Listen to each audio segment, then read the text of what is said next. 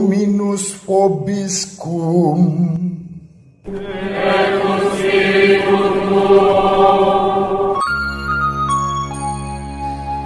Sahabat peradaban kasih ekologis yang terkasih, selamat berjumpa dalam renungan harian bersama saya Romo Alois Budi Purnomo PR melalui channel ini. Semoga panjenengan selalu sehat, tetap semangat tanpa sambat, selalu bahagia, kebahagiaan yang bersumber dari Tuhan Allah kita. Mari kita awali perjumpaan kita dengan bersatu di dalam doa. Dalam nama Bapa dan Putra dan Roh Kudus. Amin.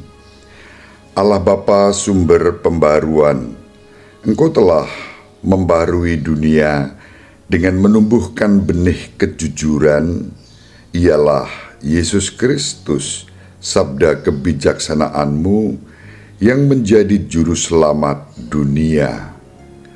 Bukalah hati kami agar dapat menjadi pembawa berkat bagi sesama dengan pengantaraan Tuhan kami Yesus Kristus yang hidup bersama Dikau dalam persatuan Roh Kudus Allah yang Maha Esa Tritunggal Maha Kudus sepanjang segala masa.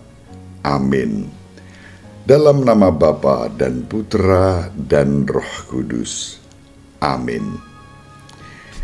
Sahabat peradaban kasih ekologis yang terkasih, kita akan membaca pada hari ini tanggal 18 Desember bacaan dari kitab Nabi Yeremia bab 23 ayat 5 sampai 8. Beginilah firman Tuhan, sesungguhnya waktunya akan datang bahwa aku akan menumbuhkan tunas adil bagi Daud. Ia akan memerintah sebagai raja yang bijaksana dan akan melakukan keadilan serta kebenaran di negeri. Dalam zamannya, Yehuda akan dibebaskan dan Israel akan hidup dengan tenteram, dan inilah nama yang diberikan orang kepadanya, Tuhan keadilan kita. Sebab itu beginilah firman Tuhan, waktunya akan datang bahwa orang tidak lagi mengatakan, demi Tuhan yang hidup yang menuntun orang Israel keluar dari tanah Mesir, melainkan demi Tuhan yang hidup yang menuntun dan membawa pulang keturunan kaum Israel keluar dari tanah utara dan dari segala negeri kemana Allah telah menceraiberaikan mereka. Maka mereka akan tinggal di tanahnya sendiri. Demikianlah sabda Tuhan. Syukur kepada Allah. Mazmur tanggapan dengan referen, kiranya keadilan berkembang dalam zamannya dan damai sejahtera berlimpah sampai selama-lamanya. Ya Allah, berikanlah hukum-Mu kepada raja dan keadilan-Mu kepada putra raja. Kiranya ia mengadili umat-Mu dengan keadilan dan menghakimi orang-orang-Mu yang tertindas dengan hukum. Sebab ia akan melepaskan orang miskin yang berteriak minta tolong, ia akan membebaskan orang tertindas dan orang yang tidak punya penolong. Ia akan sayang kepada orang lemah dan orang miskin, ia akan menyelamatkan nyawa orang papa. Terpujilah Tuhan Allah Israel, hanya Dia yang melakukan perbuatan ajaib. Terpujilah namanya yang mulia selama-lamanya, dan kiranya kemuliaannya memenuhi seluruh bumi. Kemuliaan kepada Bapa dan Putra dan Roh Kudus, seperti pada permulaan, sekarang, selalu, dan sepanjang segala abad. Amin. Kiranya keadilan berkembang dalam zamannya, dan damai sejahtera berlimpah sampai selama-lamanya. Sahabat peradaban kasih ekologis yang terkasih, sekarang mari kita baca Injil Matius bab 1 ayat 18 sampai 24. Kelahiran Yesus Kristus adalah sebagai berikut. Pada waktu Maria, ibu Yesus, bertunangan dengan Yusuf, ternyata Maria mengandung dari Roh Kudus sebelum mereka hidup sebagai suami istri.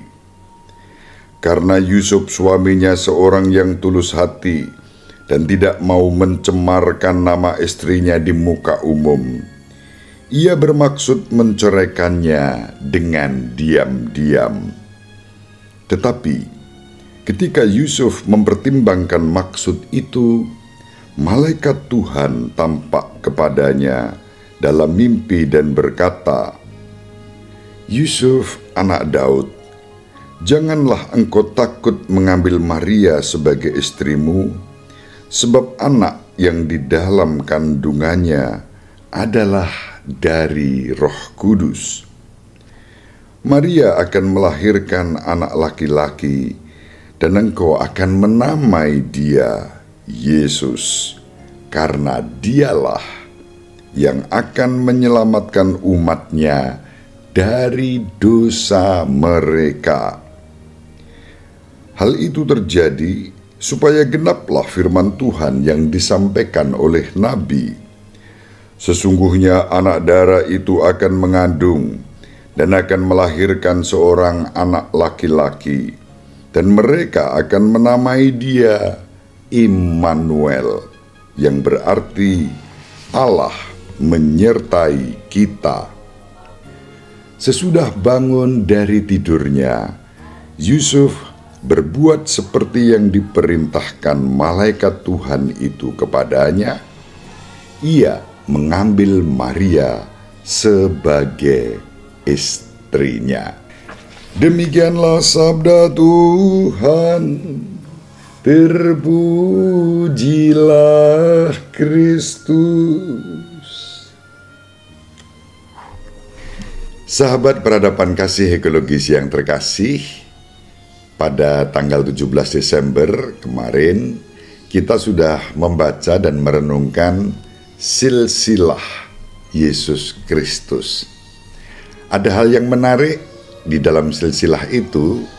Rumusan yang dipakai, Daud memperanakkan Salomo, dan seterusnya. Disebut nama ayah, kemudian memperanakkan generasi berikutnya. Namun tidak demikianlah ketika sampai pada Yusuf. Tidak ditulis Yusuf memperanakkan Yesus, melainkan hanya disebut Yusuf, suami Maria, yang mengandung dan melahirkan Yesus. Ada sesuatu yang unik di situ, yang extraordinary, yang tidak seperti biasanya. Di satu sisi silsilah memang dirumuskan sedemikian rupa dengan menyebut nama ayah dan kemudian keturunannya, tetapi tidak dengan Yusuf dan Yesus. Meskipun secara historis Yusuf diterima sebagai ayah yang mengasuh Yesus yang dikandung dan dilahirkan oleh Santa Perawan Maria. Dengan demikian, garis Yesus dalam konteks keturunan Daud menjadi terwujud. Sahabat peradaban kasih ekologis yang terkasih, hari ini kita mendengar kisah tentang kelahiran Yesus sebagaimana diwartakan oleh Matius. Kisahnya tidak bertumpu pada saat kelahiran Yesus, tetapi pergumulan Bapak Yusuf yang harus menerima Yesus yang dikandung dari kuasa Roh Kudus oleh Santa Perawan Maria, yang tidak lain adalah tunangan Bapak Yusuf sendiri. Santo Matius menunjukkan kepada kita di sini jawaban atas pertanyaan tentang asal-usul Yesus. Injil hari ini menegaskan asal-usul Yesus yang tidak merujuk pertama-tama pada Bapak Yusuf, tetapi pada Santa Perawan Maria yang mengandung dari kuasa Roh Kudus. Asal-usul Yesus dari Perawan Maria. Maria diperkenalkan oleh Santo Matius sebagai seorang wanita yang bertunangan dengan Yusuf. Itu berarti bahwa gadis Nazaret yang bernama Maria itu secara hukum, menurut hukum Yahudi, adalah istri yang sah dari Yusuf.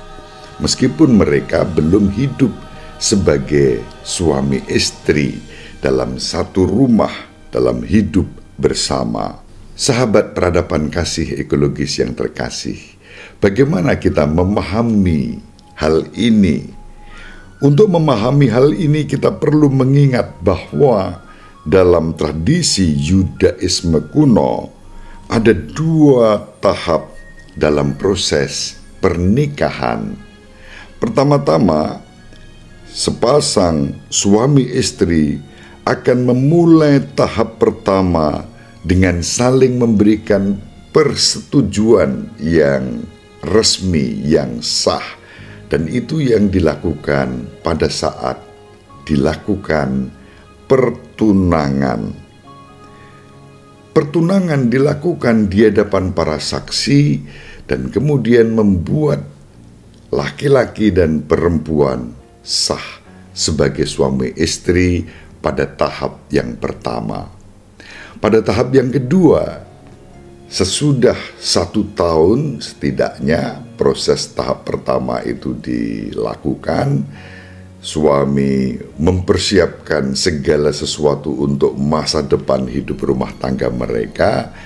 Lalu kemudian mereka mulai hidup bersama sebagai suami istri dengan penanda hubungan mereka sebagai suami istri, atau secara eksplisit itu yang disebut dengan relasi konsumatio, persetubuhan antara suami dan istri sah menyempurnakan ikatan perkawinan mereka.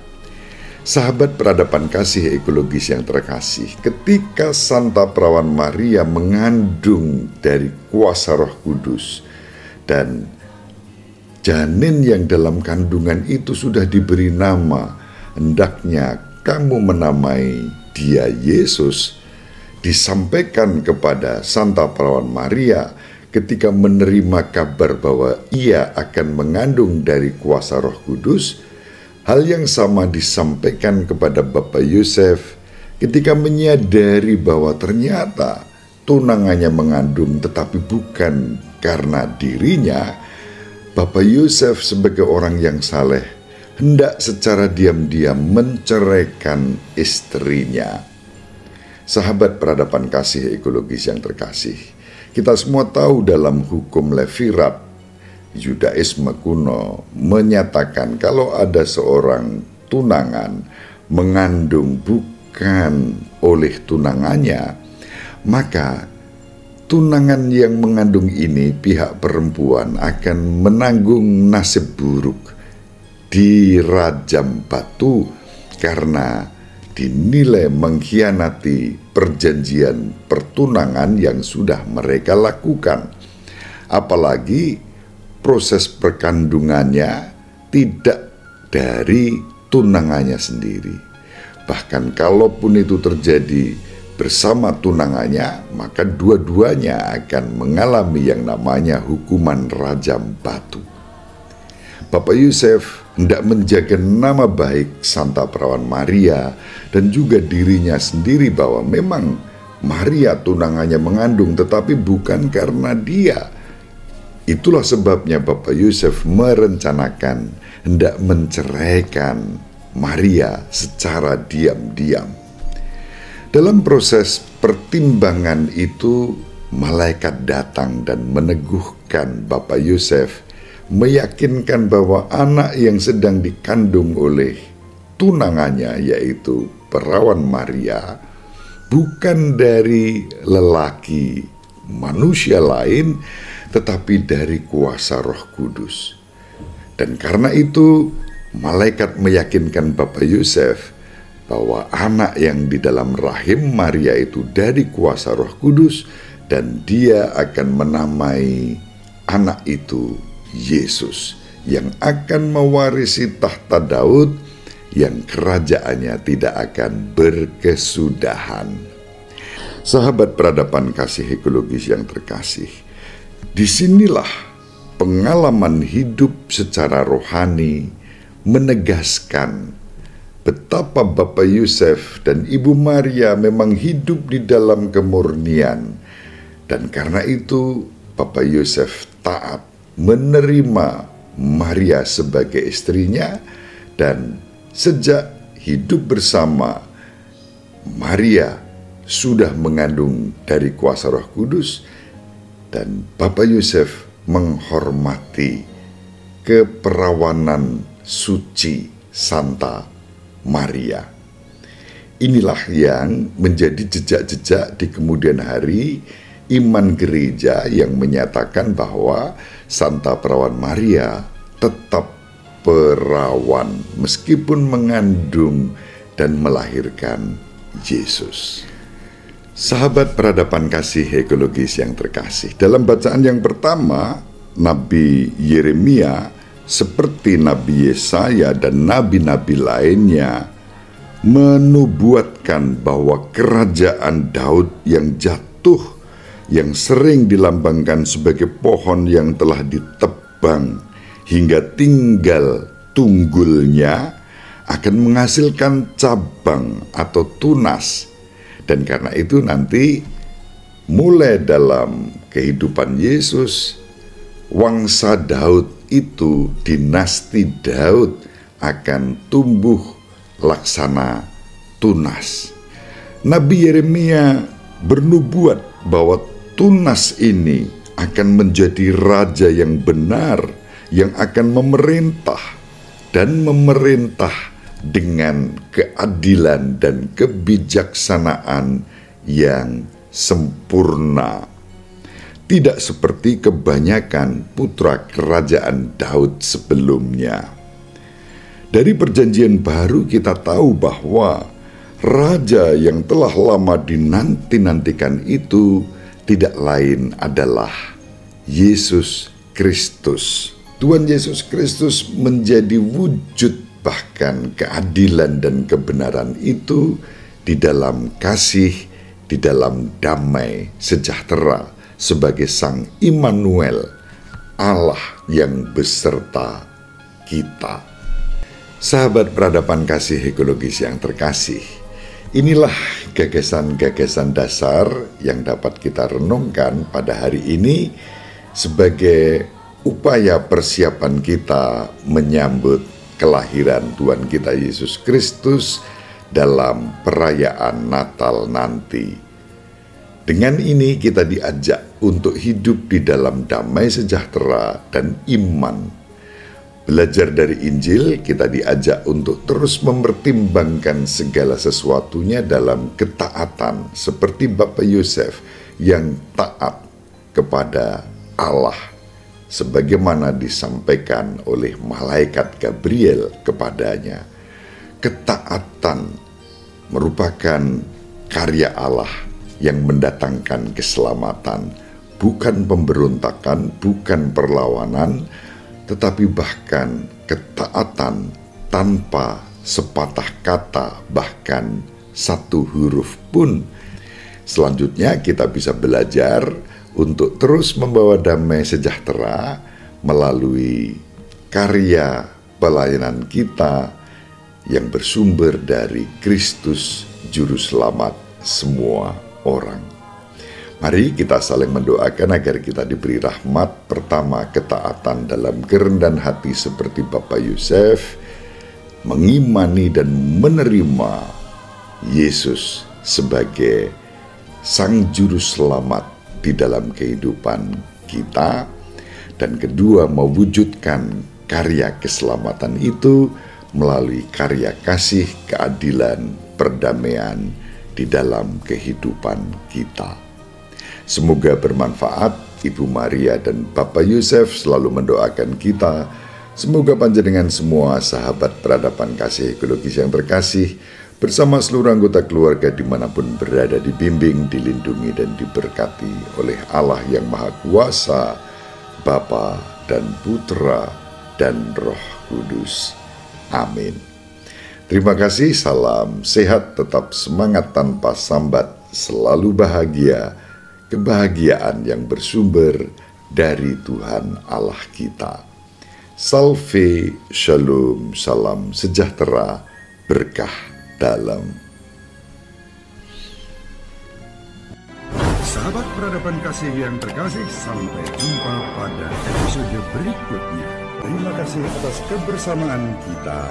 Salam peradaban kasih ekologis, berkah dalam.